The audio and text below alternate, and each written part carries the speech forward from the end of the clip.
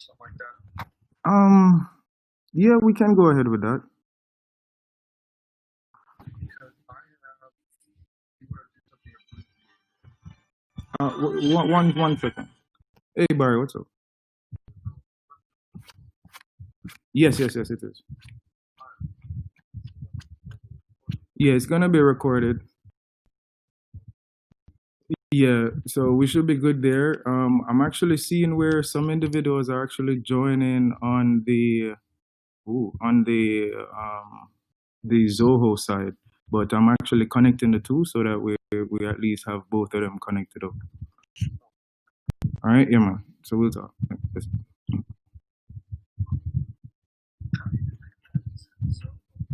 I don't understand that. Man, from what I'm seeing, because we actually just sent out the links for the updated WebExes, like the update the link and so on. But I see where everyone is still connecting to the Zoho aspect of it. So what I'm doing is basically to share my screen. Oh, you shared screen. Yeah, I'm gonna share my screen on the WebEx side, on the Zoho side. I see.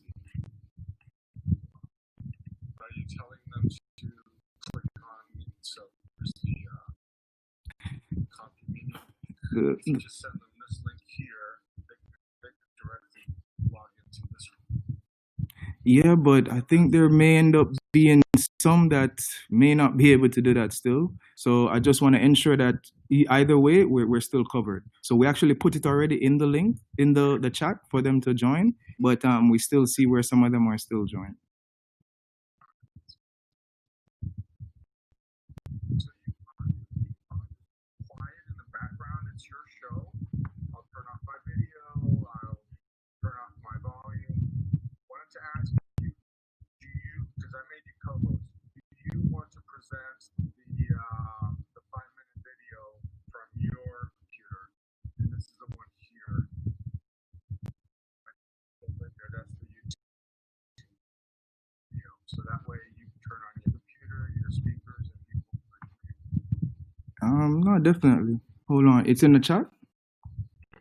I put it in the WebEx. I don't know what's more convenient. Do you want? I can put it in the chat. Let me put it in the chat right now. No, that's fine. Okay, got it.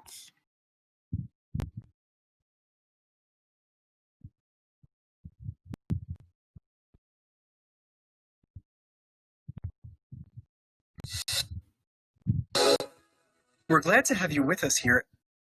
Okay, got it. Okay, do you have the meeting recording capability? Can you quickly check?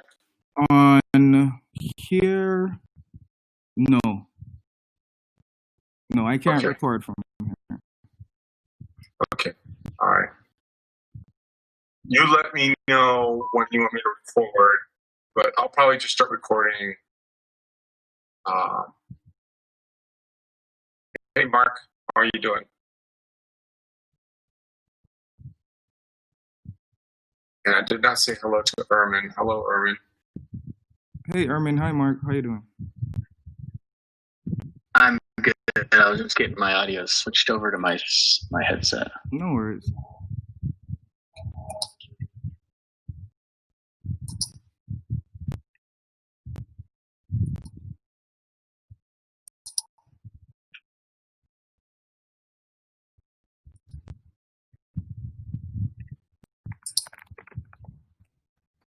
Hey guys, can you hear me all right? Yes, can hear you.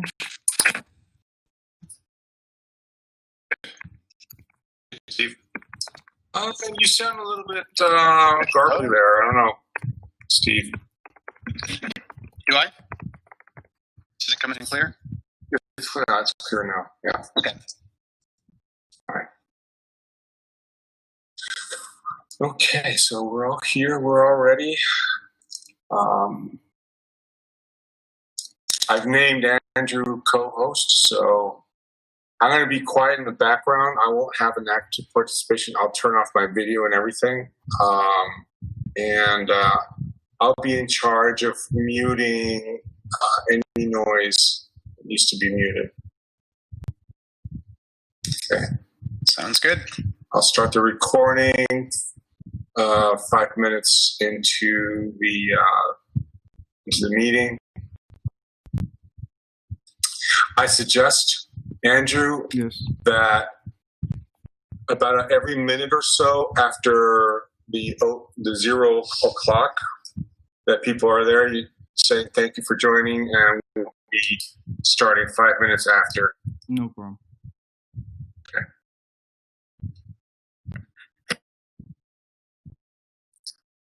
Daniel, you're going to be playing the video? No, actually, Andrew. I have the Oh, okay. video. Got it? Let me also share my screen.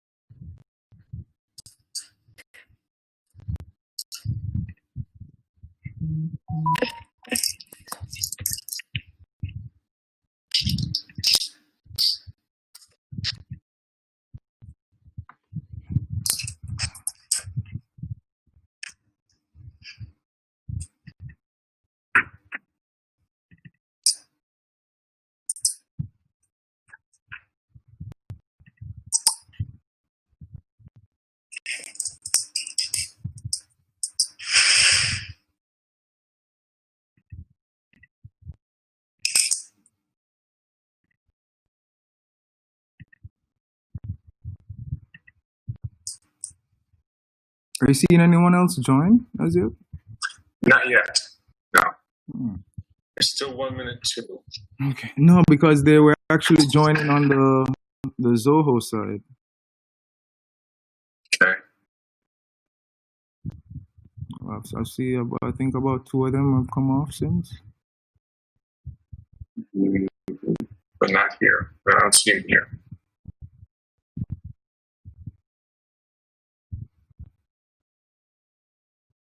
John the Baptist is still there. Okay, he's gone. Yeah. One is still there. Hi, Juan. How you doing?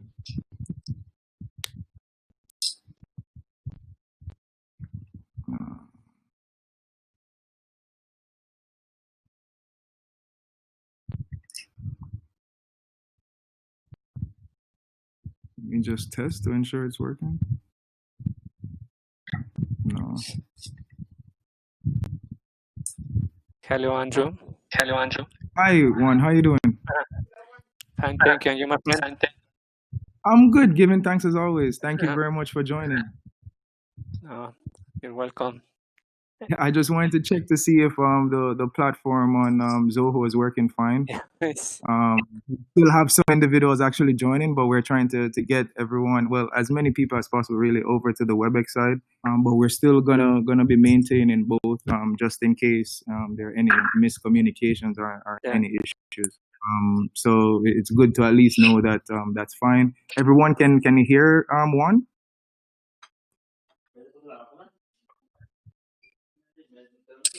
Yes. Okay. Perfect. So at least, well, I think we've just learned how to bridge meeting solutions.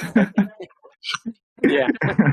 All right. No worries. Well, thank you very much. We're just gonna wait another 5 minutes or so to allow everyone else to join, and then we'll proceed with the meeting.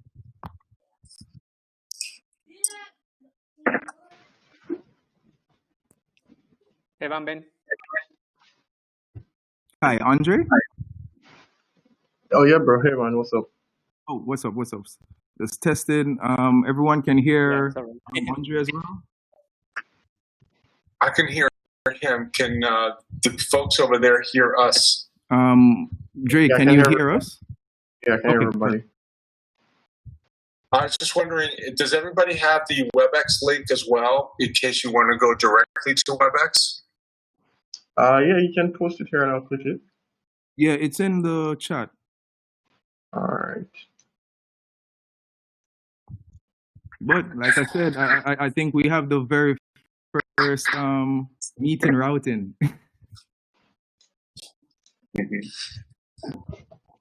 I'm turning off my video at this point.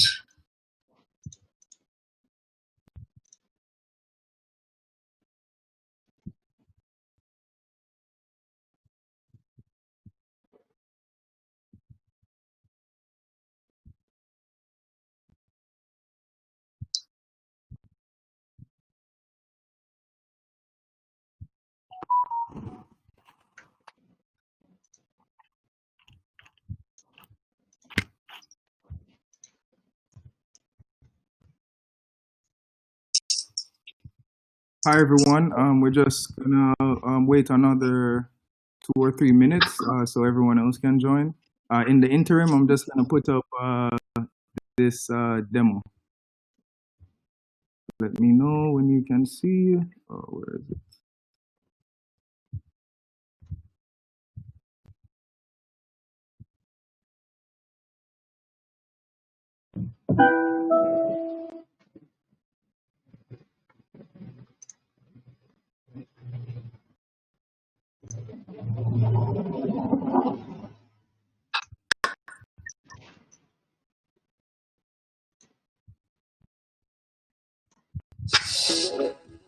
We're glad to have you with us here as we showcase MITRE attack techniques. In each video in this series, we will choose a tactic and showcase several techniques, simulating them on CyberBit range so you can experience these techniques just like an analyst would in real life, allowing you to take action much faster during an actual event.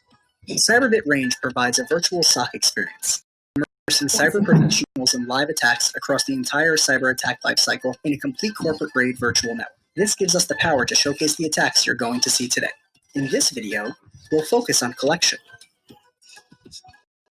So what's collection? Well, as defined by MITRE, collection consists of techniques adversaries may use to gather information, plus the sources the information is collected from. Today we will review 3 different collection techniques: input capture, email collection, and automated collection. Let's take a look at our first technique, input capture, and discover how malicious threat actors use a keylogger. You've noticed that usernames and passwords from your company are being sold on the dark web, and it's now your job to find the leak and plug it. Let's jump into CyberBit range to enact this scenario. So we join our cybersecurity analysts as they zoom in on the workstations, find the leak, and discover exactly what powers this malicious process might have.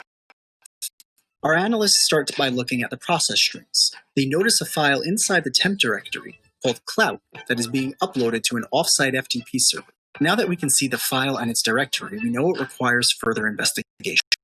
So we open a command prompt, enter the file path, and pull up the local disk, as well as the temp folder where the file is located. Once the file is opened, we can see user commands, numbers entered into the machine, and other keyboard commands, which tells that this file is actually a keylogger, capturing all input into the machine.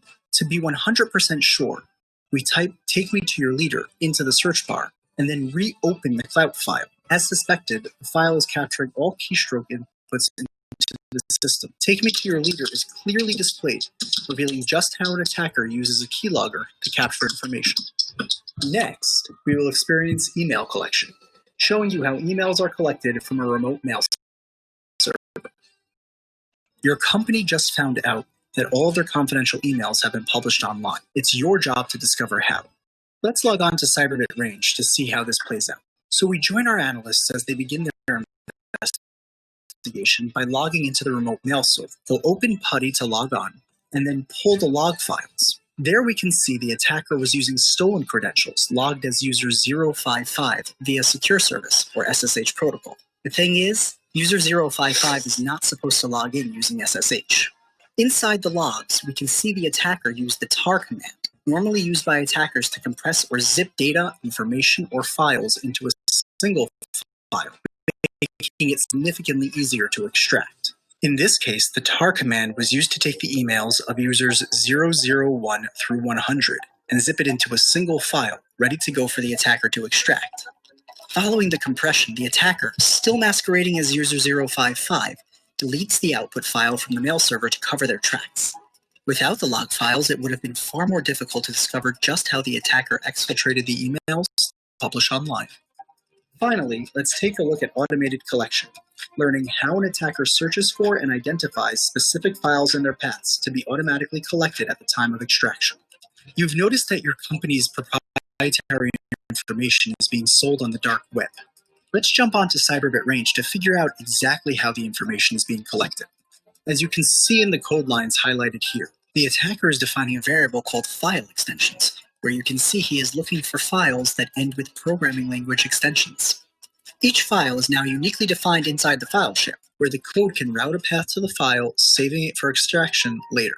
Once he's finished building his variables, he needs to fill them with value. We see he begins to loop through all of the file shares to define the various paths and folders available. He's using the for-each command to separate files and ensure they're not duplicated. Each file has a unique file inside the file share, allowing the code to route a path to that file, saving it for extraction later. The code is instructed to sort through the files found across the entire network. Using the file types defined in lines 6 through 8, the code enumerates all files with dimensions inside the folder list created earlier. What the attacker has just done is called automated collection. He has identified and mapped every single relevant file that he would like to steal. He set up the code in such a way that it will all be copied to his remote server automatically. The collection itself happens all at once, but the code spends time mapping and discovering where all the files are, so that the extraction can be immediate. Thank you all for watching. Today we got to show you how our cybersecurity analysts respond to MITRE attack tactics and collection techniques. Stay tuned for more Cyberbit Range videos to help you enhance your cyber capabilities. To learn more, visit us at www.cyberbit.com.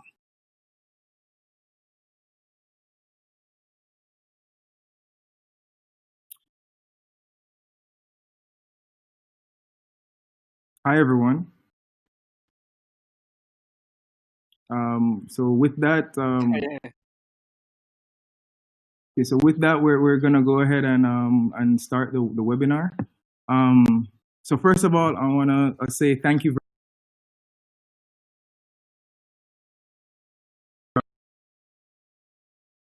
Annexus team, the Cyberbit team, and the Extralink team.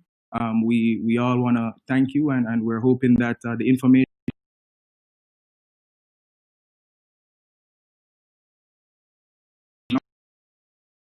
is something to know that one, we actually are at the cutting edge in regards to cybersecurity.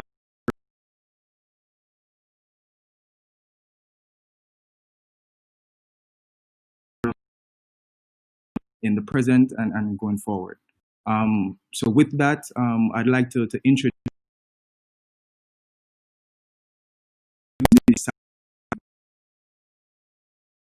Technologies Limited is actually an IT services and solutions company that focuses primarily on enterprise and ISP level solutions. With that, we actually have numerous partners. And in fact, the name in itself, Annexus, is actually Latin for binding. So ultimately, we as Annexus see ourselves as taking the different technologies that exist today and bringing them together to actually create something totally new for our clients, especially as it pertains to meeting or exceeding their strategic objectives.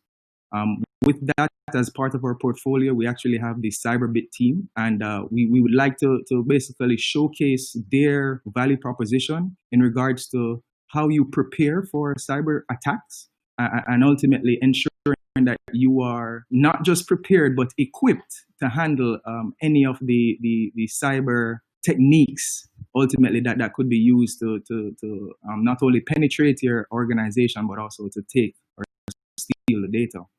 We actually have with us Stephen McGoldrick. He's the sales lead on the Cyberbit team. And we also have with us Mark Say.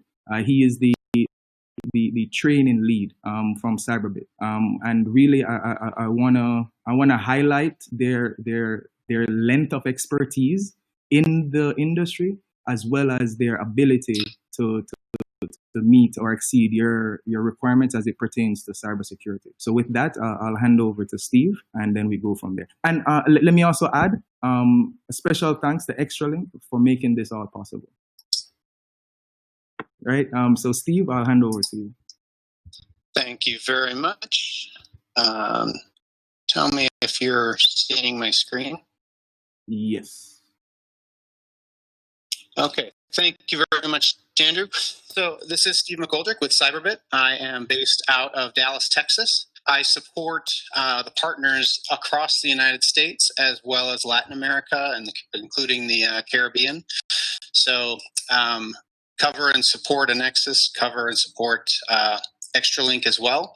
I also cover the South Central United States in terms of external sales. So what I'm going to do is take you through a little bit of the situation that exists in the training realm and some of the problems that people are facing, and then some of the differentiators on how we are helping clients and our partners to solve these problems that are being faced by the security operations teams across the world, really. And it's only gotten worse now that COVID has hit in terms of how people are hitting, and the fact that a lot of security operations teams have gone virtual and are having to deal with, instead of being able to walk over and touch somebody on the shoulder and work through a problem, having to do it all remote.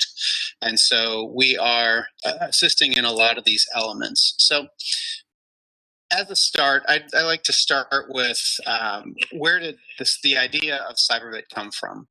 And so we are an Israeli company based out of Israel. We also have an incorporation here in the United States. But the idea came out of the Israeli Defense Force. So they were working with the originator parent company, Elbit Systems. So think Lockheed Martin in the United States, a big defense contractor. So Elbit Systems supplies the Israeli Defense Force with a lot of their tank simulators, their pilot simulators. So they go in and they have that hyper-realistic simulator that can show them how to deal with, engine fires and things like that without having to live through it. So it's what they're allowing them to do is see these situations and learn and get the muscle memory that is required to deal with that. And what they wanted, and the idea, the inception of what we're doing is we know that you're providing us with, or this is the way the Israeli Defense Force came to Elbit. They said, you're supplying us with the tank simulators, the flight simulators. We'd like to do the same thing for our SOC analysts. They're being hit in a lot of different ways, and we want the system that can do this in a hyper-realistic fashion, really kind of mirror what we're doing in the network and what they're facing in a day-to-day and what they're looking at and utilizing in day-to-day, but being able to do it in an air-gapped environment with real-world attacks. And so that was the inception, and that became Cyberbit eventually. So we've actually trained basically a generation of the IDF in their cybersecurity response teams.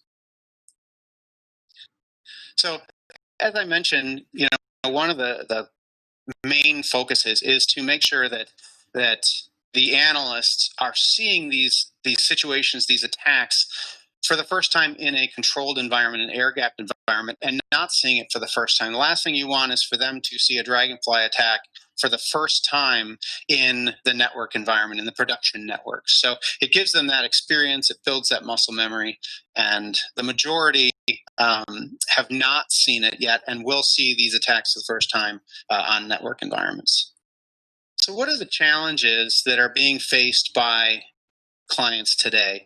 Now, there's a lot of tools that are utilized in security operations centers, and the need to train on that tool is imperative. So whether you're talking Palo Alto firewalls, Checkpoint firewalls, Splunk SIM, ArcSight SIM, you go down the line. It's very important to have those tools, to be proficient in those tools. But what that lacks is you're doing it in a silo in terms of how you're learning those tools. How do you gain that operational context? There's a lacking there in how all these tools overlap. How do you utilize them together to make sure there's no seams in your environment? Second, there's a lot of training that's done out there, but it's more low fidelity. It's PowerPoints, it's tabletop exercises, or even mini labs where you're really only dealing with a singular virtualized instance. And so you kind of know exactly where the problem is going to be, unlike in a real world scenario where you are looking at a corporate sized network. And how do you track down and figure out from the breadcrumbs that are left what is going on? So you need that whole operational context of a full network and all the noise that you would see normally to really be able to give that experience and that immersion of the experience. So obviously logistics has become an issue, being able to go to SANS Institute or go to an on-prem range. So it's important to have that option to be able to log in from wherever you are, to have your team be able to log in from multiple locations and still work as a team to simulate that scenario that you'd have in that security operations center. Finally, as you look at the way that people do trainings today, it's usually a subset and things like that. Well, an advanced threat is not a singular vector. They're coming at you from multi-vectors. They are changing directions. They are distracting you over here with an attack over here while they're actually moving laterally and hitting you over to the right. So you need that full kill chain perspective to be able to learn from the experience and, again, understand that it might be a misdirection and things like that. And finally, I've already mentioned the teamwork, but that is a big thing that is lacking in a lot of the trainings, and it's something that with COVID that people are really grappling with. So Cyberbit, it is the only hyper-realistic SOC simulator. Again, think that flight simulator for SOC analysts. So I put this in here, this slide. It really emphasized the fact that we are a global organization. We are the worldwide leader in cyber ranges, and we have many marquee accounts, marquee governmental accounts. And, you look at, PwC, Columbia State, here in my backyard, one of the top 3 airports, Dallas, DFW Dallas Airport, where American Airlines is hubbed. They utilize our cyber range to train their SOC analysts. One of the top 5 U.S. banks, otherwise known as Citibank, utilize our range in prepping, their analysts. So there's a lot of, across the globe, we have a lot of very large accounts using our solution. We actually have it in the educational side as well. Purdue, one of the main cybersecurity educational facilities, purchased our on-prem range, and they utilize it to prepare their students and to be able to see them and immerse them in attacks, not just show them the PowerPoints in lectures. So they're one of the leading ones in that regard. So what is hyper-realistic simulation?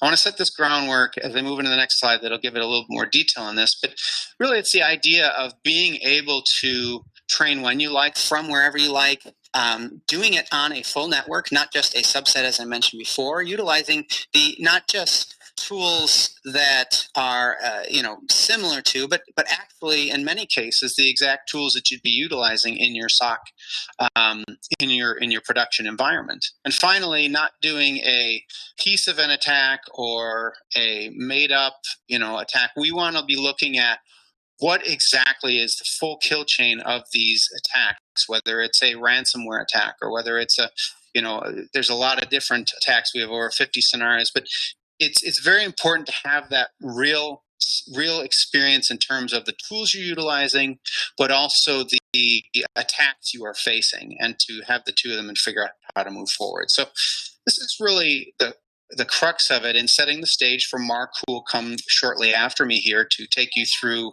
more of a demonstration of our solution and give you a good feel for how we do this. I want to set the stage. So you see this slide. Inside the yellow box is a full virtualized network. It's everything from Windows 7 machines, Windows 10 machines, to web servers, switches, routers, Active Directory servers. So it's basically a corporate network that is miniaturized down. Everything is actionable. It can be taken down. It's got an IP address. So it's a full virtualized instance for each of them. You're not just looking at a subset of an environment. You have an actual environment that you'd be looking at, along with the simulated internet and our traffic generator. obviously there's a lot of noise that goes on that SOC analysts need to filter through, and you need that traffic that is coming through. It's very actual network traffic, all the different protocols and things like that you would see that would cause distractions and things like that. So one of the magic sauces of Cyberbit is the fact that we utilize industry-leading tools in our scenario. So it's a turnkey solution. We pay these manufacturers like Palo Alto and Checkpoint and Splunk and ArcSight and QRadar at IBM. We utilize those tools in our solution. And so if you're a Palo Alto shop or a Checkpoint shop, you're going in and you're training on similar tools of what you'd be utilizing in your day-to-day life.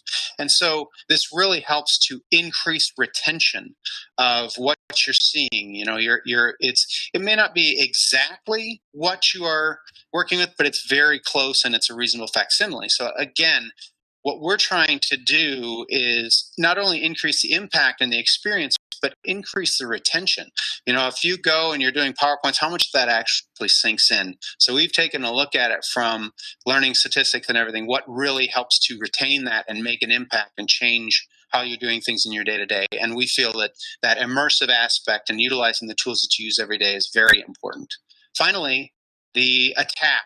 We have red teams, so if you want to work on pen testers, things like that, there's the blue team, and we can do them together. So we have the automated attack generator. So when you go into our system, it can be set up where it's just an automated system, so that acts as the red team and runs through an attack. So what we're looking to do is obviously mirror what you're doing in your day-to-day job. So a lot of this I've already gone over, but one thing I do want to bring up is if you do have elements of industrial control and things like that, we have scenarios that cover that as well. So when you look at it, we're looking to, and we have the ability to upskill tier 1 analysts, tier 2 analysts, SOC manager helping with that communication in the team. So when you go into the scenarios, you can do it as an individual where you're looking to go through a specific curriculum, or you can go through it as a team. If you have certain scenarios, you're really worried about ransomware, there's a couple of those in there where you can go in as a team and understand where certain people are strong over here, certain people are strong over here. Where do we need to fill in those gaps in the skills in our team? As opposed to exclusively looking at it from an individual standpoint, but we have both to be able to do that. And we also have labs that allows you to take a step back and do some of that fundamental curriculum to help you solidify certain skills as you understand them, but then to move into other. Mark will go into a little more of that. But really, the important thing I think is the use cases that we do. I mentioned the team and the individual, but as you're onboarding new members, to set up a curriculum for them to run through so that they really start understanding this and they can see this for the first time. A lot of our financial institutions and others are utilizing it almost exclusively for candidate assessments. Since they can't have people come in, there's a lot of turnover in SOCs. They utilize it they put it in that interview process to run through a scenario. And finally, obviously, testing your playbooks and such like that. So I'm going to set the stage quickly, and then I'll hand it over to Mark here to give you a little bit of a demo on our range and our system.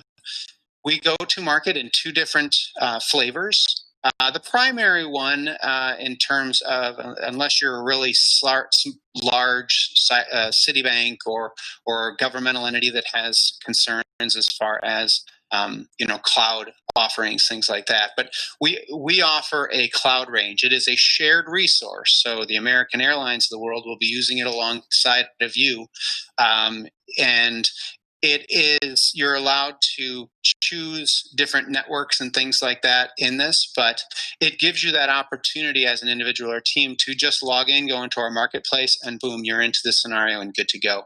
We have another if the use case is such that you need exact duplication of your environment. We have that in our cyber range, the dedicated instance, or on-prem as we call it. And so either one, and the cloud range is on a named user type basis, wherein a person would get a login and they would have unlimited access to all of our scenarios. So I'm going to hand this over to Mark and allow him to take you through our cloud range. Thanks. Okay, so let me start sharing my screen here.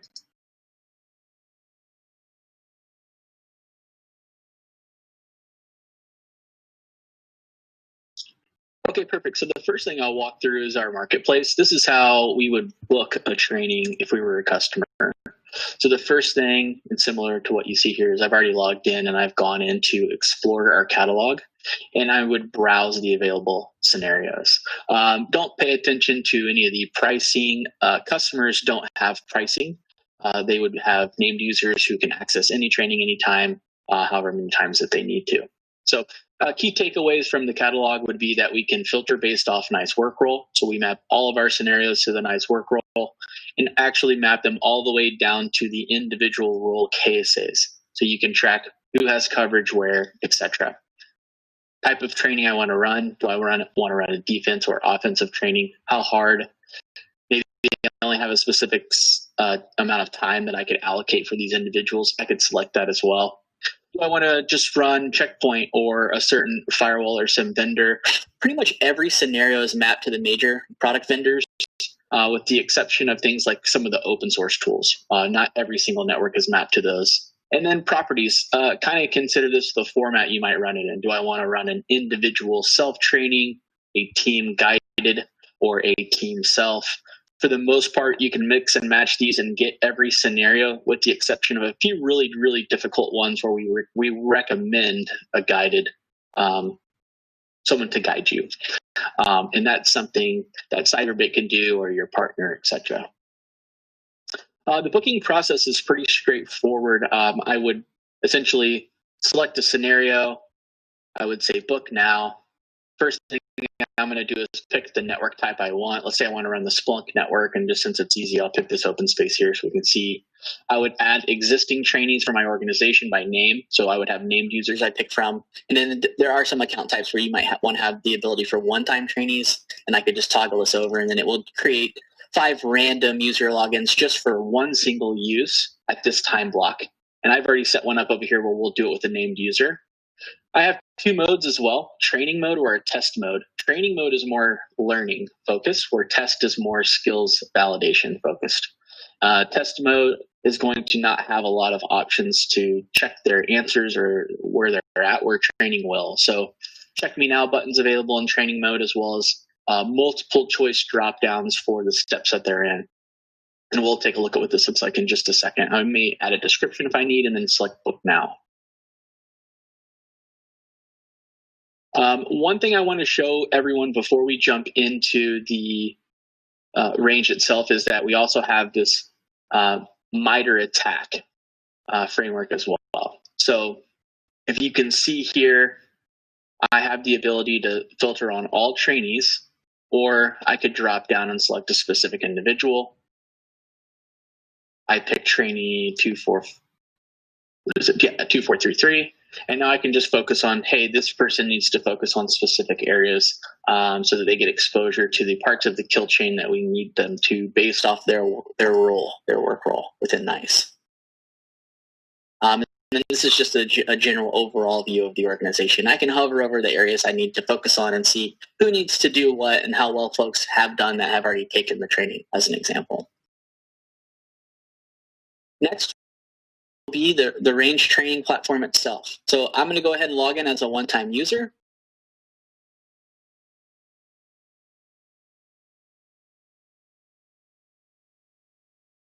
I've got a training waiting for me. So I'm going to go ahead and select join now.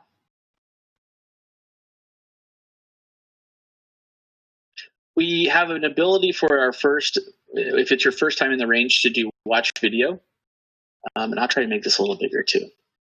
Think of the watch video, it's like a tour guide of the interface and the platform that's in video format. You can always pull these videos up at a later date just by selecting this link here. And it's videos that walks you through all the different sections and stages within the platform. So I'll select next. About the exercise is just going to describe to the trainee the type of network they're in, what they need to be on the lookout for, remind them that this is a live environment and that they're going to have tools available to them in the environment through a share. So I'm going to go ahead and select next here so we can get to the good stuff. This is our network Visio. So this particular network that I'm running today is running Palo Alto and QRadar as the firewall. We've got a Palo, we've got a QRadar. This is meant to look like and feel like a real enterprise environment, or I would say more traditionally a mid-sized organization environment. But in line with the internet segment, we have a Snort IPS. In the DMZ, we have a number of web servers here. So this organization hosts 5 web servers. We have a DNS server and a mail relay. Our inside firewall has the internal web segment, the server segment. Xenos is a network monitoring tool. If you've never heard of Xenos, think SolarWinds, something that's monitoring the servers are up, as well as the individual service state on those systems as well. McAfee EPO, endpoint management tool. Other systems, domain controller, DHP server, Centrify is an identity bridge, a file server, stuff you'd hope is probably in most organizations. Next, we have a SIM segment. So we do have a segment just dedicated for the SIM use. User segment, Ubuntu, Win 7 and 10. The database segment, MySQL and MS SQL. And we like to point out that this network, how someone accesses the training, because there's a lot of value in knowing this. And the reason is this is a live environment. So if I, as a trainee who sits in the VPN segment, fails to log into a system or puts the wrong user password combination in, I might do it enough times to generate an alert in the SIM. So it's valuable for me to know where I'm training from so that if I see things from 110.x, it's not a part of the scenario. It's a mistake that I've made and something that could happen definitely in the real world as well. So once we're comfortable with this, we'll log into the system and then we'll go from there. Just really quickly want to highlight 2 more tabs here. Network info. So you have all these devices on this list or on this Visio. You need to know how to log into them. And that's what the network info guide is for. Here's my Palo Alto admin password, and then QRadar root admin. These are command line logins. And then if you look here in the management tools column, I can see the IP address to log into the UI, click see credentials, and then I can also see the credentials for the UI. And these little double pieces of paper is the copy function. So I can copy right from within this and paste and go. Next is tools. Tools for right now, we've just been focusing on the core technology, but think of this as maybe you don't have an out-of-the-box network for the cloud that meets or is an exactly like your environment. You have QRadar as the SIM, but maybe you have a different firewall. But you would prefer to have the familiar SIM versus the familiar firewall. What we hope to do, I guess, in these videos is to give you a short video that's specifically focused on helping anyone in the platform know where to go once they log in, go to the right section of the product, and access the logs to get the value from those logs to move forward. We're not teaching you how to use those products real in depth, but we do give you enough information on how to be successful with them should you not have a ton of experience with them. So the next thing that I'm going to do here is hover over this and select Open Simulated Network.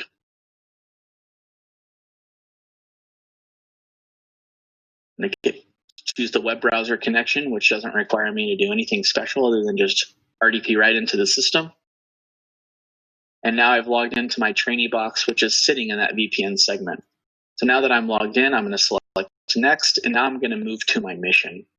My mission is to analyze the logs and alerts and the tools that I have and build a plan to go forward. Once I get information, I'll add these findings to the system. And you'll see here when I select add findings, I already have clues as to what the system will be looking for. Should drop down.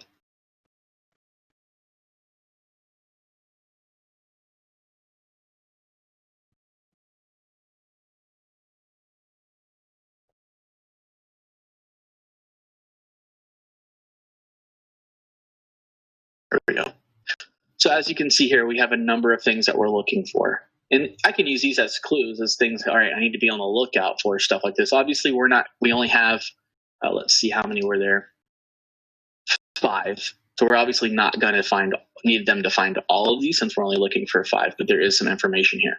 So the first thing that I do, and we always recommend when we're introducing folks to the platform, is to get in the mindset of pulling up at least 3 tools every single time you train. And so when I select network info or network map from within the VM that I'm in, it'll expand this training application into a much larger view. Now, out of habit, I have just gotten into the habit of doing this, where I actually just stretch it across the screen. And that way, when I open Chrome, I can just always toggle easily between the two. The first thing that I want to do is log into my Palo Alto firewall. So I'll go to Management Tools. I'm going to hit Copy, Paste, and Go. Next, I want to get into my QRadar. So I'm going to copy that.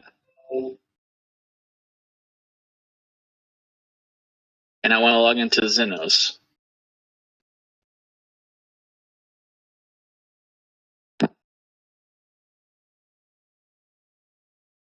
Copy that.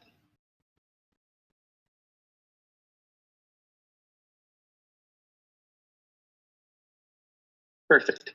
And I think, yeah, all of these are going to share the same admin and password. So I'll copy the password. Oops. And just log in once.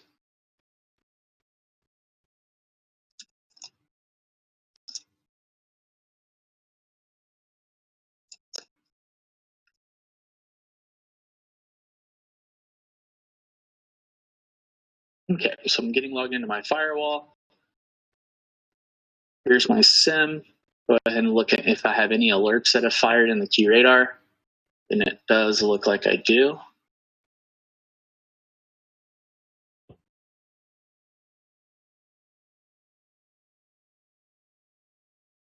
It's false positive. Here I can see my first alert is a port scan on an outside address space in my environment from an Israeli IP. Next is a brute force. Logically, if you're a network guy, you may make the connection here. A lot of times when you see that 4th octet matches, it's typically, if you can do it, a lot of times these actually are the same system. You'll go into the firewall, you'll look at the net roll, and you'll see that 132.1.21 maps to a system in the DMZ with a .21 address as well. In our environment, we do it like that because that's how most folks would set that up. Not everybody makes that connection, and there's a way to figure this out in multiple ways, and I can show that as well. Other thing I'm going to look at just really quickly is I like to just look at all my dashboards really quick. I can actually see that I have an issue with this Apache server right now, and I don't know what it is, so we'll select it, and we'll see that we have an IP service down, and it looks like the web service is down on this system, which is not good, right? We can go back to here and take a look at what does this Fox do specifically, and I can see that .21 actually is foxnews.com. So we host that website here in our environment, and it's actively down. So based off what I know so far, it's always good practice to kind of go back and check what questions can I answer at this point. I know I have a port scan. I saw that first alert to 121. I'm going to check that, and perfect. So that check button is what's only available in this specific mode, this training mode. I also saw a password guessing. Was this login successful? Now that I don't know. I do know that the target was 172.16.121. So I need to focus on some information. I need to kind of scope around this. So probably want to look at these events, which is going to just pop me into all of the events that created this alert. But what I'll end up doing is clearing this filter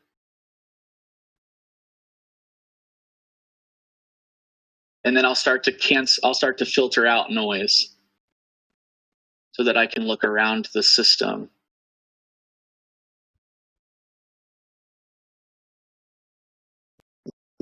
What I probably should do first, though, do this a different way.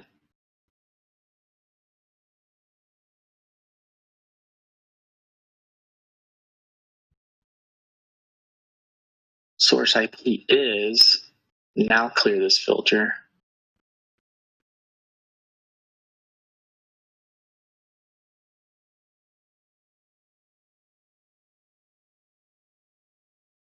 Here we go. We have 2 successful logins at least.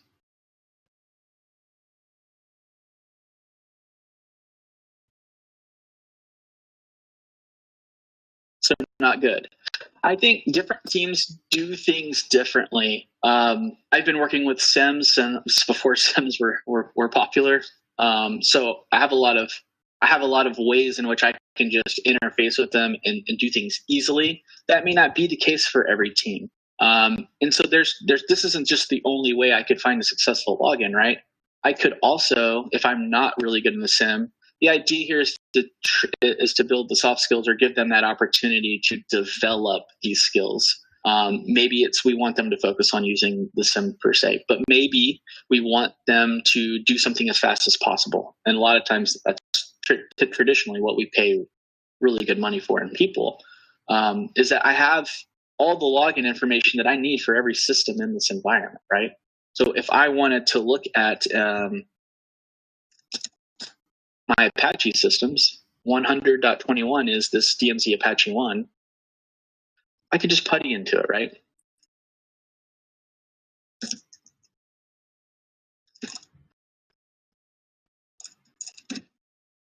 And so what I'll do is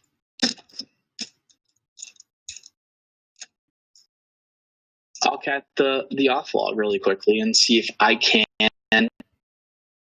capture the information that I need really easily. And here we go. This is the log data ultimately that's being sent to the SIM anyways. So you can always go to the source and get the information that you need as well. So obviously I can answer my question now, which is the login, or was there a successful login? The answer is yes, that technically there were 2.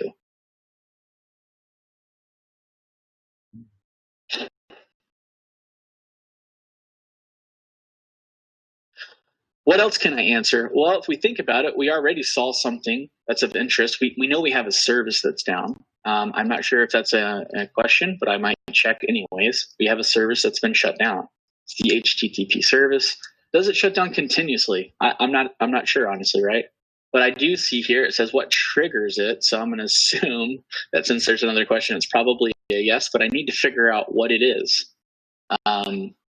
These are clues, right? Depending on the technical aptitude of the person who's doing this, they may see one of these specifically and think, ooh, I know exactly where to go look to validate whether it is or isn't that. Or based off this, they may think, well, maybe there's an error with the service or something like that, if it's a wrong service configuration or something. So, depending on how the folks operate, I would probably, even me personally, even if I thought it was something, always try to bring the service up and see if it goes back down.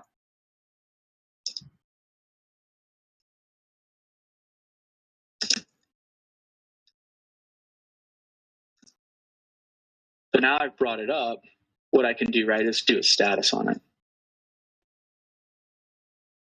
And it appears to be running.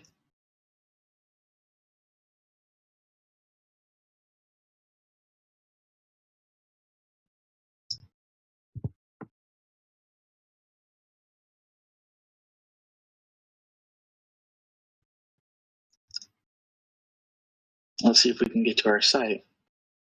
Would have expected it to load a lot quicker than that, especially if we're hosting it internally. Okay, so it's not running. Well, that's not great.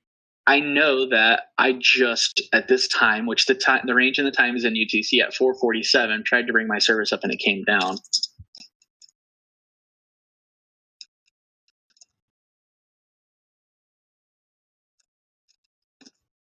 So let me look at my error log. Well, at 4:47, literally the same minute, I can detect here that I caught a SIGTERM command.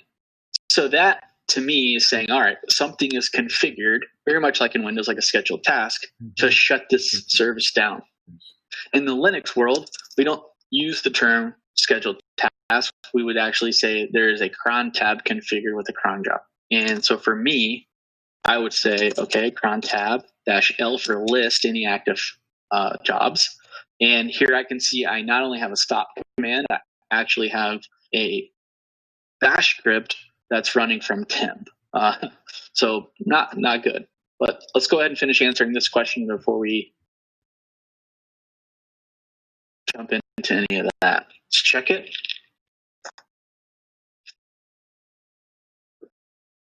And submit. Perfect. So I immediately am going to want to know, what is this this bash here?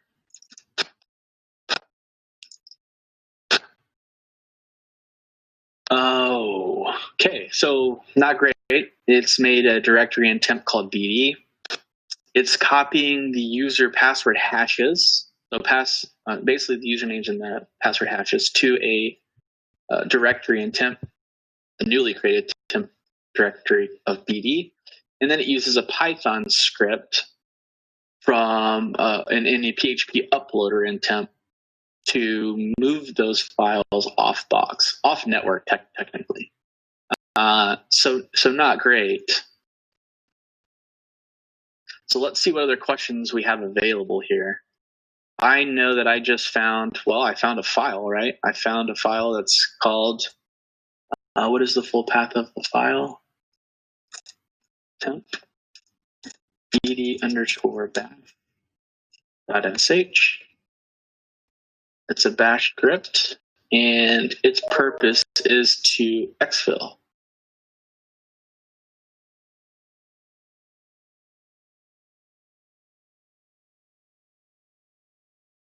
Perfect. I always get nervous like I'm going to get one of these wrong. You do it enough, you start to second guess yourself.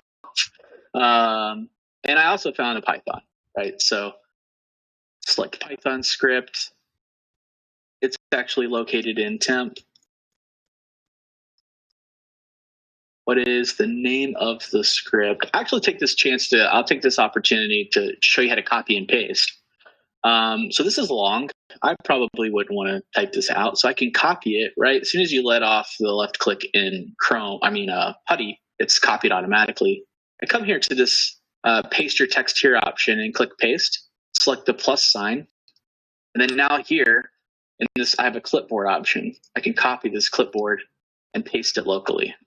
It's kind of a cool little trick. Which file was used by the attacker? That would be the bd_bash.sh.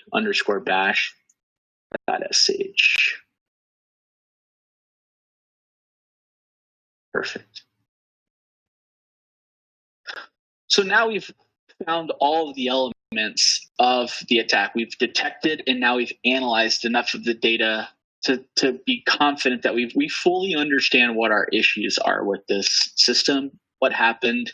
Obviously, most likely, Metasploit ran against our environment with a port scanner. It got a hit on SSH. They mounted SSH with a file that did user password combinations, brute forced, and eventually got a hit. Once they got a hit, they created 2 sessions. The first hit was probably when Metasploit made the success. Second connect, a successful login, was probably when they manually just created with something like a PuTTY and moved those backdoor files over and wrote the crons for the stop command and the execution of the bash.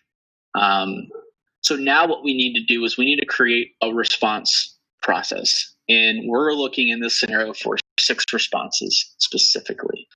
If it was me and it was my environment, we have to kind of understand that we can't think of everything and we want these scenarios to be done in a certain time frame to accomplish stuff.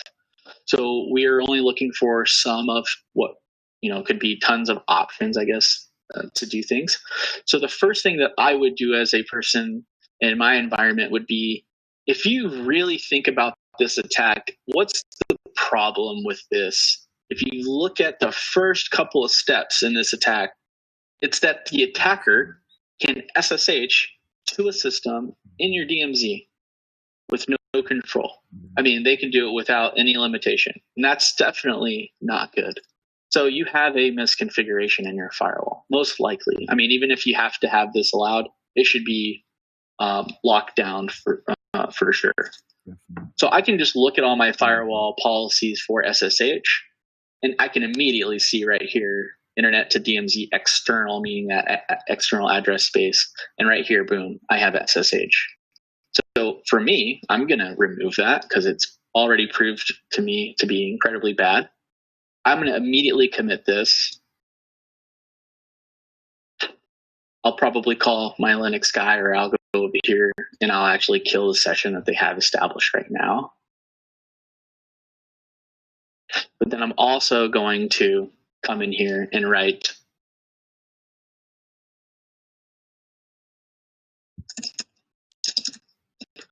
block attacker, right? So my source can be any, my destination will be any, and then I'm going to write it to 199.203.100.169.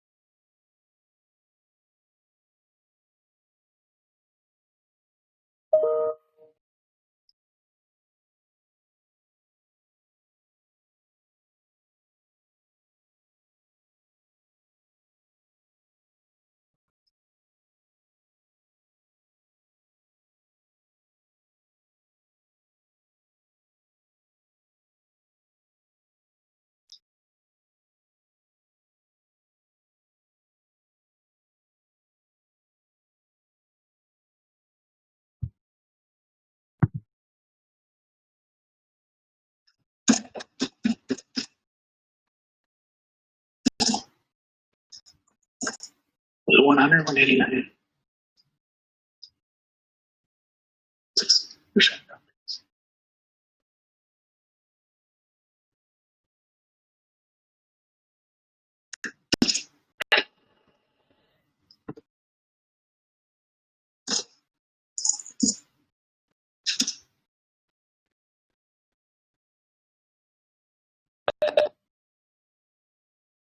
So just a question from my side, Mark. Would you consider this a blue team or a red team? This would be a blue team exercise, right? Because we're evaluating the attack and we're creating the defense measures and or trying to prevent from any further damage. Okay. On the red team side, we would actually give somebody a Kali Linux box with Metasploit and Interpreter and tools like that and put them in an environment that they can be the attacker. They would have the ability to run Metasploit against the network, see the port open. We're not going to do the attack for them. We want them to show us that they can do it. No. So I'm going to commit these, and I won't walk through every single detail. There's other things I would have done in the firewall, but I just want to prove out some of these theories.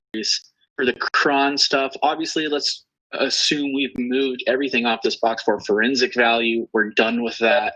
This isn't a scenario where we really need to format it. It's a simple fix, luckily. But we need to do a cron tab space -R for remove. You only would do the -R if all the jobs were something that you didn't want. You would do a -E if you wanted to just remove specific ones. -E would be edit the file itself or the cron configuration. So I could do a -L now.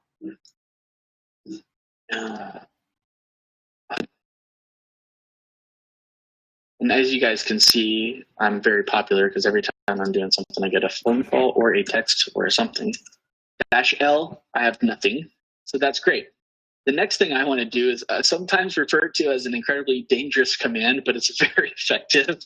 I would do a remove recursive force of everything in temp because I know /BD is bad, and I know that there were things running from temp itself that were actually a part of scripts like this Python itself and things like that. Well, you have to do the recursive to delete it if it thinks it's in use anyways. So I'm going to execute that.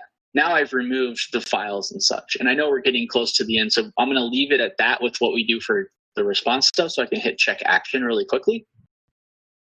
And then while this is checking, you'll see that these points start to get awarded. And so while this is checking, I want to take this time to ask if there's anybody that has any questions. As soon as this is done checking, I'm going to move into a quiz and summary.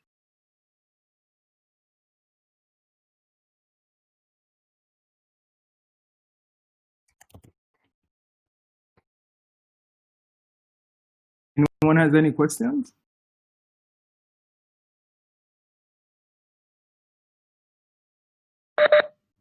That's just how good I was at explaining the product, I guess. Right? No questions on this side as yet. On the Zoho side. I did see someone unmute themselves. Peter, did you have a question? Can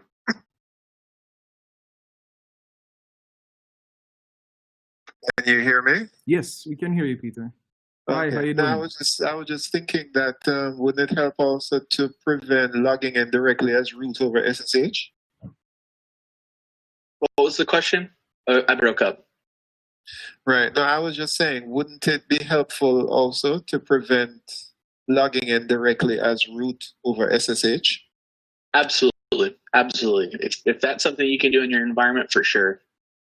Kind of the idea behind these exercises is to get our teams thinking. We can't simulate every single little thing in the range, but that's the type of conversation that happens naturally when you're doing these trainings is by seeing something like that. Well, do we do that or do we prevent that? It's a conversation you can start, and it's actually kind of helping you build your policy moving forward. A lot of good stuff that comes from this as well is you may say, wow, we don't actually log these alerts in our SIM, and these are huge value, especially if I can stitch together, like you saw from me, some environments, their SIM is tuned specifically to just give them the reports they need and maybe not all of the information that's necessary. So you saw how easily I was able to pivot from a narrowed focus around just how a correlation will fired to drop one section. I dropped the focus on the rule being failed login and scoped around the IP itself, and I immediately saw success. Well, that's huge. To be able to do that in a couple of seconds, that's the difference between a really bad breach or something that can be plugged really quickly. So you're absolutely right, though. So, Peter, any more questions? No, I'm fine, thanks. One thing I realized as well, Mark, sorry Yeah. not to cut you, but one thing I realized as well is that really this is like a math problem. So there are many ways to solve the same problem. I'm also thinking, is there a way for us to one, instead of necessarily blocking that attack, for you to actually allow it and connect them to a honeypot so we can actually trace them back and find out exactly who they are? Wouldn't that be more of a combination of blue and red attack if that were to be done? Yeah. I mean, so obviously in our cloud, we're doing some things out of the box, but the dedicated version allows you to do things way beyond just training.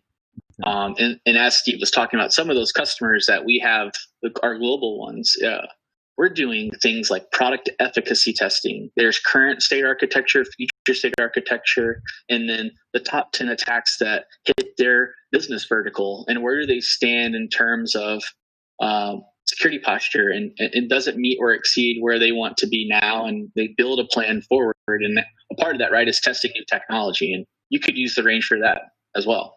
So a lot of things can be done. It just all comes down to, is it something we do once, or do we replicate it in a format to train continuously, right? And that essentially is, how you would implement. Oh, awesome. Thank you very much. Who knows the root? Well, so we definitely want to prevent SSH from the internet. I always like the best practice question gets the best practice answer. And, who knows root? Well, the whole world knows it for all I care because it was compromised. So I'm going to submit those. And then the last but not least is a trainee's really quick view of how well they did in the session. So they get a session summary. And then I didn't do all the response steps, so that's partially why my score is not perfect. And then basically this goes to their manager. The executives have access to a dashboard that has all of the trainees. And from that view, we can export your training for the session, the 2-page PDF that would be generated with your information on it. And that can be submitted to IFC Squared and EC Council for continuing education credit towards any certifications that you have through either of those two organizations. So thank you very much for your time today. I know we're 2 minutes over. I apologize, but I do want to say thank you, and I will pass it back over to you guys. Definitely. Mark, we're not over. This is a 90-minute session. Perfect. Even better. I'm just used to being told by a sales rep, do it. No. Hey, if somebody gives a wrong answer at any point, what happens? Do they get a retro? Do they get feedback right away on why it was wrong, or what's the story? No, so the check me now button is just letting them know that their response was not correct. So there's always the ability for them to use the hint. The hint is going to give them the ability to get more clues. And then if the hint doesn't get them there, there's the solution brief that they can access, that it's kind of like an open book test. The idea behind just telling them, if what they did was wrong isn't necessarily a bad thing. It's like, just go back to the data. Just go back to the data. The answer's there. True. As an example, the hint may get them closer to the right section of data, as an example, if they're way off. And then the solution brief is going to, give them the answer. So we take that approach. And then obviously, as having the ability to do these in a guided format, CyberBit or the organization or a partner, however they want the format to be ran, that person can help them in a training mode, get a real industry expert to help them along the way as well. And another question from my side. So what really are like the base requirements or prerequisites to actually do some of these courses? Because you've definitely illustrated or demonstrated, I should say, a wide range of skill sets that not everyone may possess today. Yeah, good question. So every scenario will actually have what we call recommended skills. Okay. These are the recommended skill sets for a scenario. And think of it like this. I don't need every single person in this. Let's say this is a team of 5. There's 4 recommended skill sets here. So if the 5 people can collectively cover the skill set, that's okay. Because what you're going to get actually naturally is cross-training and I call it cross-pollinating each other. And not every one person does everything typically in an environment. Not saying those don't exist, because I was that guy once. And that's really as much as it takes to kind of get, right, it's training. They're not going to ever be considered prerequisites. However, what we like to say is if you meet the recommended skill sets, 90% of the time, the 4 hours is plenty, if not less, just depending on the team. Okay.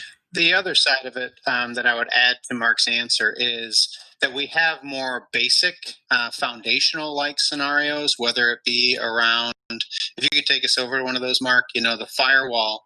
We have a firewall 1 and a firewall 2, and the same thing for the SIM, where it's not a full network. They really, narrow it down to a more basic scenario, specifically giving you those foundational skills around a Palo Alto firewall or checkpoint firewall. And then they build on it a little bit with firewall 2. And then, those give you some of that foundational knowledge to move into more of the advanced scenario like Mark showed. And we also are adding, as we go, a lot of those foundational curriculum like labs that'll give you that foundational knowledge as well. And we also are giving some understanding to, what is, if you're a tier 1 analyst, what are those curriculum paths? What can they look like in terms of recommended scenarios as you go to build those skill sets? So you're not just randomly necessarily picking one. You can, but, we do have some guidance that we provide in that regard too. Yeah, no, I thank you for bringing that up. So we actually have labs, which if you're looking at my screen now, that's what these are. And that's exactly what he's talking about. Okay. One of my favorites is network protocol analysis, because to be a great security professional is to really understand the networking side of it, understanding the OSI model, how things fly through the environment, and then the power of a Wireshark. It's not just a networking tool. And in this lab specifically, we can show you how to listen to an SMTP conversation, convert it into an IML. And once it's in an IML format, I can export it as an EML and open it with Outlook and then actually extract an attachment. So a lot of value in this, and it's a great refresher. Just it will humble you, even if you are really good at this stuff. It humbled me for sure. There's a few questions that I was a little disappointed in myself that I got wrong, but that's the point. Is it's great to not let yourself get rusty on these things, because they're incredibly valuable. Basic network commands, right? A lot of persistence in malware, right? Whether it's malware persistence with a scheduled task or understanding the persistence within auto runs. All of these are designed to allow someone to say, I'm not ready for that end-to-end attack, so I'm going to go start with these labs. And once I'm done with these labs, there's a path to get them to that point where they're prepared to take on an end-to-end attack with the team, or even by themselves, just to see how they hold up. So I would say actually. Go ahead, I'm sorry. So I would also say this, from a hyper-realistic solution, like it's super cool in terms of what it's able to prepare you for. But what I've found as well is that the majority of clients are very reactive. So they don't actually go ahead and, let's say, subscribe to a lot of these things unless they've actually had an attack. So another question that I would ask, is there an aspect of the solution that would be able to, let's say, recreate the client's environment so that we can showcase to them how vulnerable their systems are? Standpoint, or even from a configuration standpoint, is that possible? Because, and as I said, I see it more. I see that as another application that this solution could be used for. That's why I asked.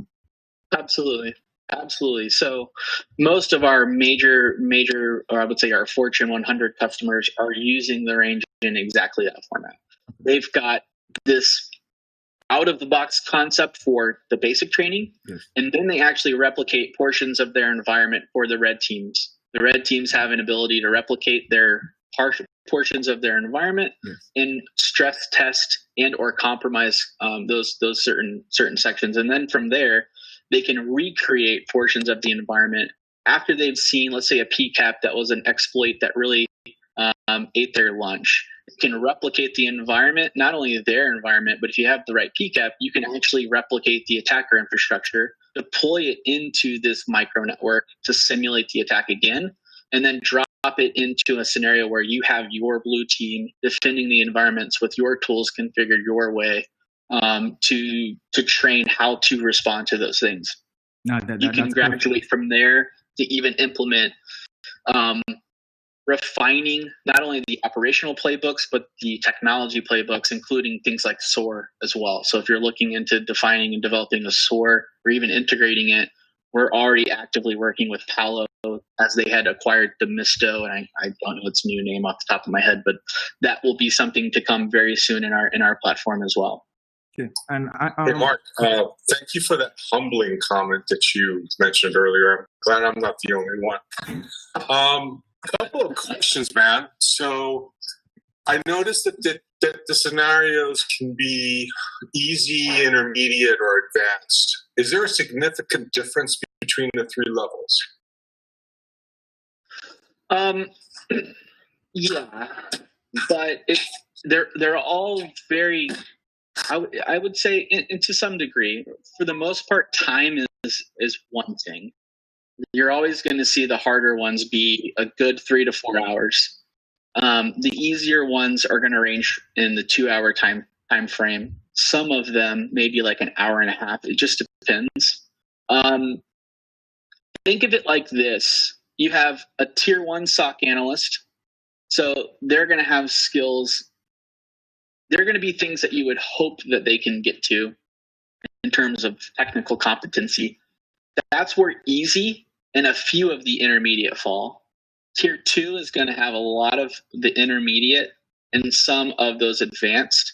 And then your threat hunters, your specialists, your tier 3 or escalation types are going to have some of those more advanced ones. That's kind of our thought process behind if you were to classify them as groups of people you may hire, in terms of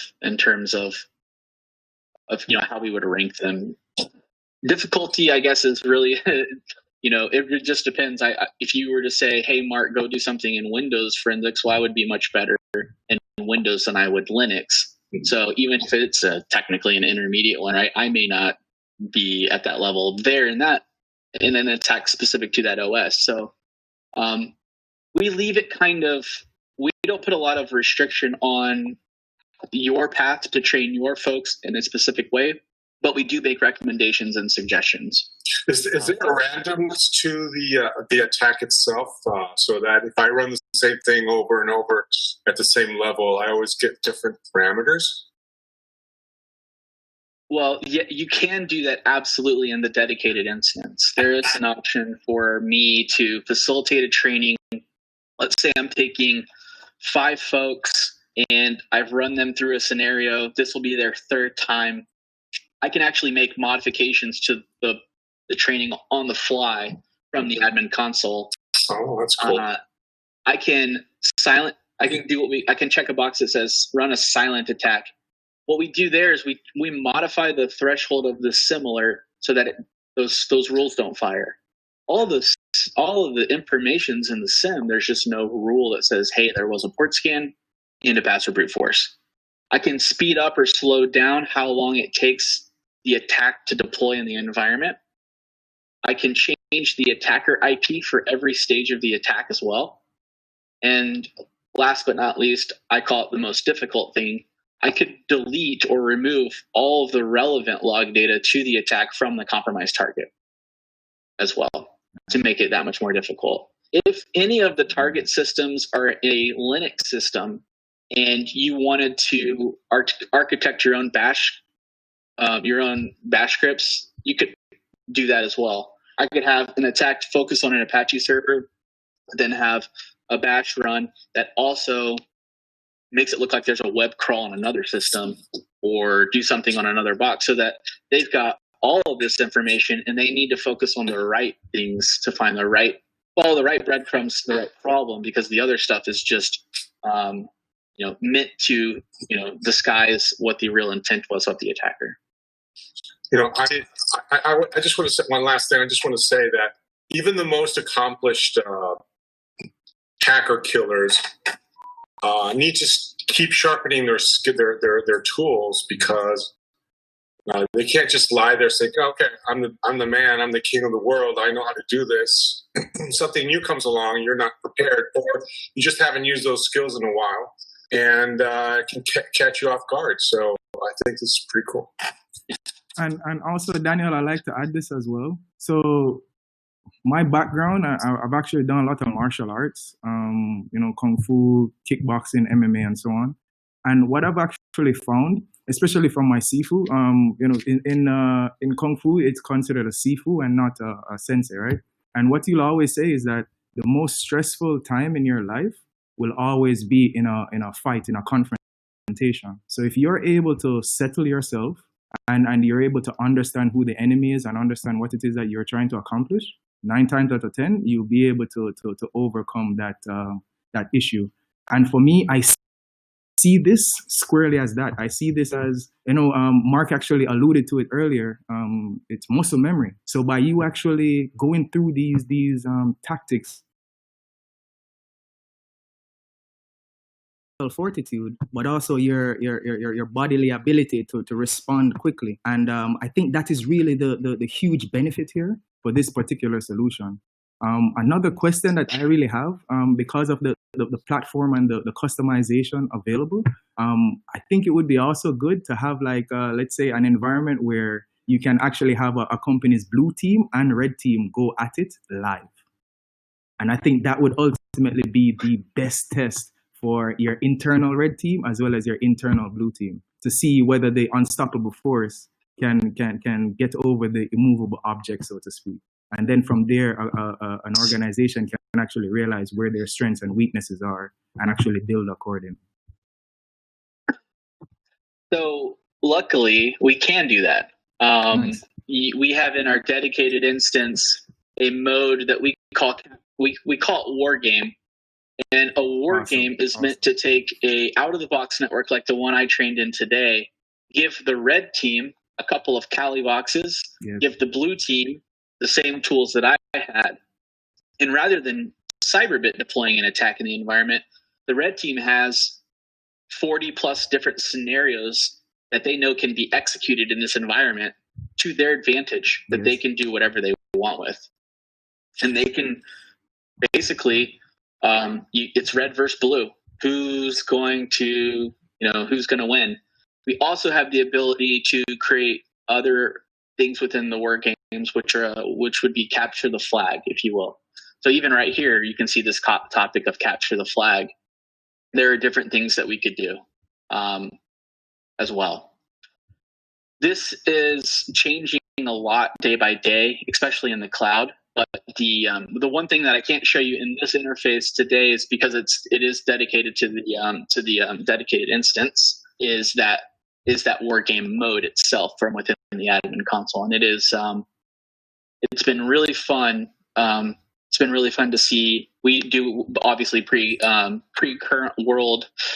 We would go around and we would hold events at organizations and do things like that for them, and it was really, really cool to see, especially teams operate like that. No, that's awesome. One thing I want to, I'll add to that is what's really cool is in that dedicated version that we have, when the red is against the blue in a war game like that, when we're done, the platform moves into what we call a debrief. And if you've ever served, no matter what mission or a number of missions you've been on, you have an after action that happens constant. It's always happening. You're always evolving. You're always evaluating how well you did.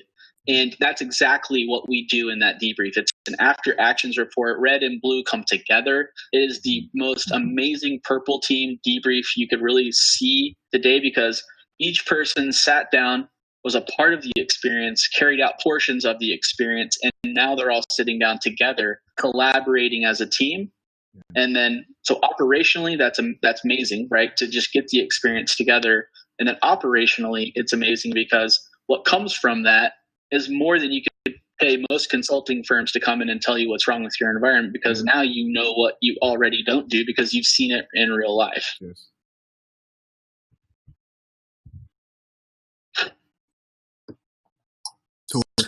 I just wanted to ask you, cyber criminals, they're always coming up with new ways to attack and do their thing, right? So I guess Cyberbit always has its eyes and ears open to see what they're doing and then try to create a replica of the latest techniques to offer their clients. Yeah, and yeah, absolutely. And so just purely thinking of MITRE, right? As new things come out, we're going to create attacks, and especially in focus areas for us around the kill chain where we can help to improve and always making the product better. Well, one really cool thing about Cyberbit is we're big, but we're small in some ways. And when I mean small is in our ability to take information in from our customer base and our time to turn it around and put it back in the product. And honestly, some of the stuff that goes down in the banking industry specifically is a lot of what we turn around the quickest, because we have so much information coming in from them. The Capital One breach that happened, we already have published that into the range. We were able to do that in Q1 of this year, and which is essentially a variant of Dragonfly, Golden Snitch, and that is something that's in the range today as well. What's really cool is Cyberbit has, through partnerships with Elbit and other technologies that we have, a team of researchers And our EDR platform was one of the technologies that was a part of detecting the Tesla being the whole Tesla compute being compromised. So we get a lot of really good research analyst information into the platform, and we're constantly taking that in and recreating things based off that. And I just want to ask one thing. So Jamaica on a whole is a huge Cisco shop, as well as becoming more of a Fortinet, I would say, stronghold as well. I did see where you actually had Palo Alto, PFSense, and some of the others. But do you actually have Cisco's solution as well as Fortinet solution within your cloud platform? Yeah. So this year specifically we spent a ton on this new interface that you see here and the experience itself. We definitely already have Palo on the roadmap to be, Fortinet to be on the roadmap and integrated very, very soon. That's definitely been at the top of the list. We have such a large customer base that is still using Cisco that has, from what I've been told, made it into the R&D list as well. So as far as I know, those are the two firewalls that we're currently working on, actually, believe it or not. I'm not just saying that. So there were those, as well as we're realizing that there are so many SIEMs out there today, but they're all really built on the capability of using something that has a Lucene search query. So we're thinking of, rather than trying to get every single one of them, maybe just start with Elastic and kind of go from there. So just to kind of take it into terms of something that's new and different than some of the other stuff out there as well. No, definitely. And I think we have a few more minutes, so let me just ask this one last question. Where do you really see cybersecurity on a whole going? And ultimately, how would Cyberbit be able to assist clients, not just with their existing issues, but really the ones to come, especially with the advent of COVID-19? A lot of policies, a lot of things have ultimately changed. So you're going to have more bring your own device policies where you're going to be connecting into an existing infrastructure. So how do you foresee some of those challenges, especially for clients that are non-IT inclined, connecting to a secure IT centralized solution and protecting against it? Yeah, I think it's an interesting conversation. Really, you've got more people connecting to environments in ways they didn't design them to, and are there the right controls in place and technologies in place?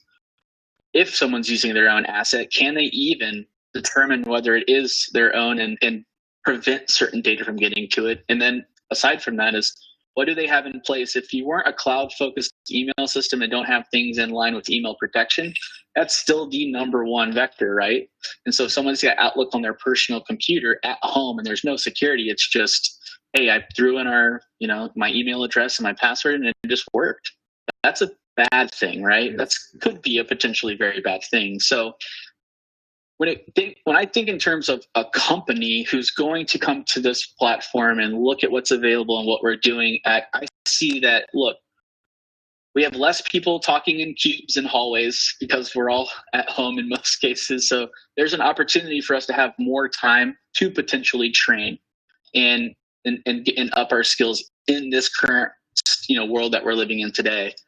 I see value in having the ability to train in a platform like that from that perspective.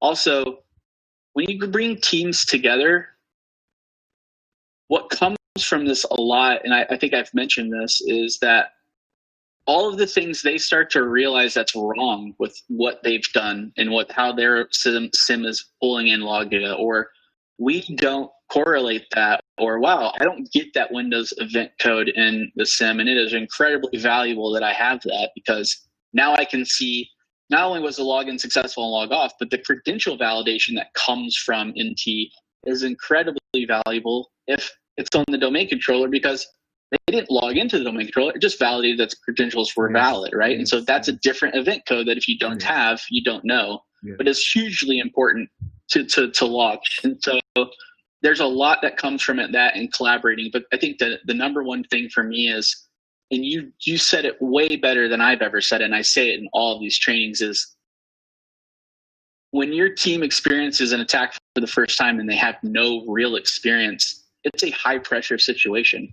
And I know for me personally, when I'm under stress, my IQ does not skyrocket. My IQ drops dramatically and quickly. Yes. And we make mistakes. We will make mistakes because we're human. But if I have seen something and I have prepared for something and my team has done it together, we naturally know what our role and our responsibility is in the wolf pack, and we know how to move forward.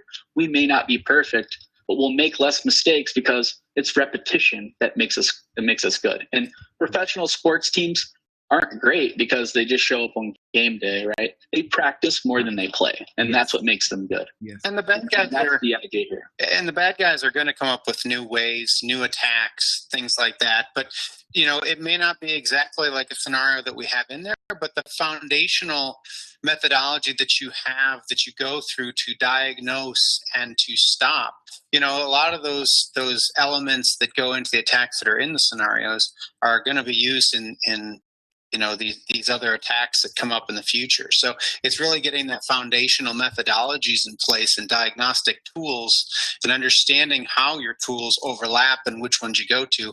Like Mark mentioned earlier, a lot of it comes down to speed.